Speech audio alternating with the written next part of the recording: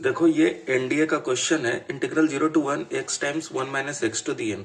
देखो एक देखो कन्वेंशनल मेथड है और एक देखो एग्जामिनेशन हॉल में अप्रोच। हम देखे सीधे एन को जीरो रखा तो आप देखो सीधे क्या बन गया, integral 0 to 1 x dx। Finally क्या इंटीग्रल बना, 0 to 1 x dx।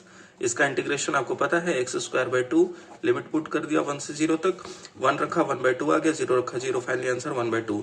अब देखो कौन सा ऑप्शन गया, ये गया, एन 0 रखा, ये अनडिफाइंड, बाय डिफॉल्ट ये ऑप्शन आ गया, 0 रख दो इसमें 1/2 आ गया। ठीक है, ये एग्जामिनेशन हॉल में ये अप्रोच लगाना। ठीक है, इतना आसान तरीका कि n इक्वल टू 0। हम क्वेश्चन का नेचर देखेंगे, ठीक है, और उसके अकॉर्डिंग हम अपना तरीका एक्सप्लॉयट करेंगे। ठीक है, अपनी स्ट्रेंथ एक्सप्लॉयट करने का ये सबसे बढ़िया तरीका, हमेशा कन्वेंशनल मेथड से। अब प्रैक्टिस करेंगे तब आप इसे कैसे सॉल्व करेंगे, 1 माइनस एक्स को t मान लेंगे। ठीक है, तो यहां से x क्या लिखेंगे, 1 माइनस टी। ठीक है, और फिर अब करो, लोअर लिमिट पुट किया 1 आया, अपर लिमिट पुट किया 0 आया।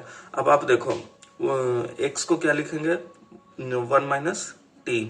ठीक है, और 1 माइनस एक्स को t टू दी n। ठीक है, और dx की जगह क्या लिखेंगे, dx equal to minus d t, तो माइनस टाइम्स dt। ये देखो कन्वेंशनल मेथड प्रैक्टिस करने के लिए बता रहा हूं, अपने घर पे प्रैक्टिस कैसे करोगे।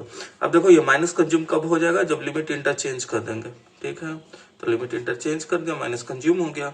ठीक है, अब देखो ये t टू दी n है और t है, तो मल्टीप्लाई करो तो t to the n plus 1 हो जाएगा। ये माइनस है तो माइनस हो जाएगा, और फिर क्या होगा, multiply plus t to the n, ये dt होगा।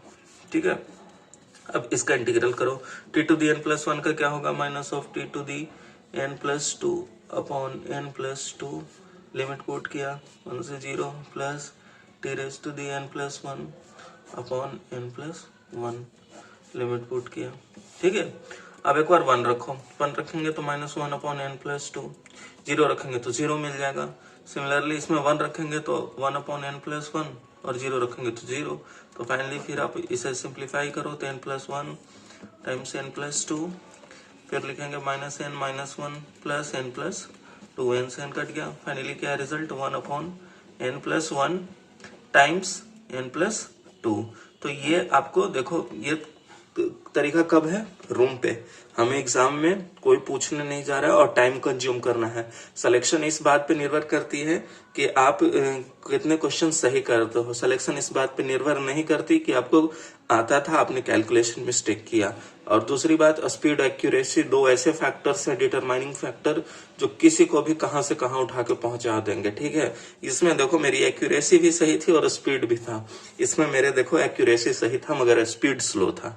ठीक है, ये दोनों बारीकी बहुत फर्क पड़ता है। ठीक है, तो आप हमेशा ध्यान देना, एग्जाम में स्पीड और एक्यूरेसी ही आपके दो सारथी हैं। ठीक है, समझे, जैसे बैलगाड़ी में 2 बैल होते हैं ना, तो वही है, समझो कि स्पीड और एक एक्यूरेसी दोनों को समन्वय साथ होना चाहिए। इसमें स्पीड और एक्यूरेसी दोनों थी, और इसमें क्या था, एक्यूरेसी थी लेकिन स्पीड नहीं था। ठीक है, तो ये बात अब ध्यान रखना।